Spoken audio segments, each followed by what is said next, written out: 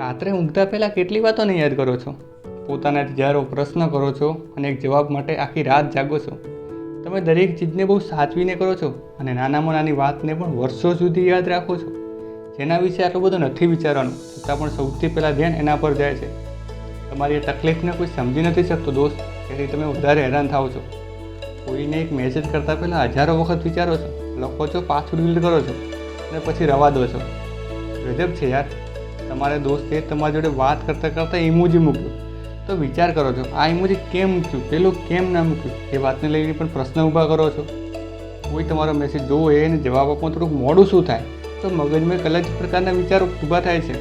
એથી તમારે કંઈ લેવા દેવા જ નથી. તમે ખુદને મનાવો પણ છો કે આ વાત મગજ પર લેવાની નથી, છતાં પણ તમારા વિચારો તમારી જોડે હર પળ ટકરાય છે. પરીક્ષા પહેલાં રિઝલ્ટનું ટેન્શન, નોકરી મળ્યા પહેલાં ખર્ચાનું ટેન્શન અને પાછું એકલા બેસીને સપનાઓ ગણો છો. જાણે ઓવર થિંકિંગ તો રોજનું થઈ ગયું હોય. એક નાનકડા મગજમાં હજારો પ્રશ્ન ઊભા કરી પરેશાન થાઓ છો. મારી જોડે આવું શું કામ થયું, આને મારી જોડે આવું નહોતું કરવાનું, દરેક વખતે મારી જોડે જ આવું કેમ થાય છે. જાણે આખી દુનિયાની પ્રોબ્લેમ તમારી એક પર જ આવી ગઈ હોય. એકો પ્રોબ્લેમ દરેકના જીવનમાં હોય છે, પણ એના વિશે આટલું બધું વિચારવાની જરૂર નથી.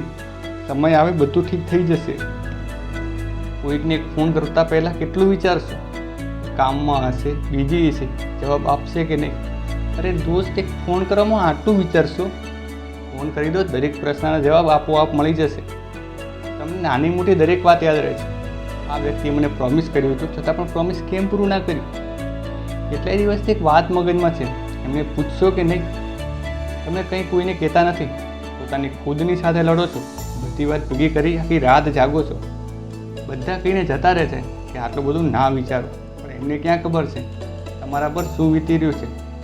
તો હકીકત તો એ છે કે જૂની વાતો પર ધ્યાન આપવું નથી, પણ એ વાતો પરથી ધ્યાન જતું પણ નથી.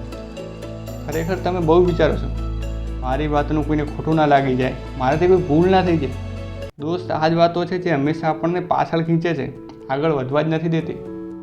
તમને આજે એક પણ પ્રોબ્લેમનું સોલ્યુશન નહીં મળે, કેમ કે તમે પ્રોબ્લેમ આવે ને ડરી જાઓ છો, એમનો સામનો નથી કરતા. બસ પ્રોબ્લેમ વિશે વિચારો છો, એના સોલ્યુશન વિશે નથી વિચારતા. દોસ્ત, હકીકત આ જ છે.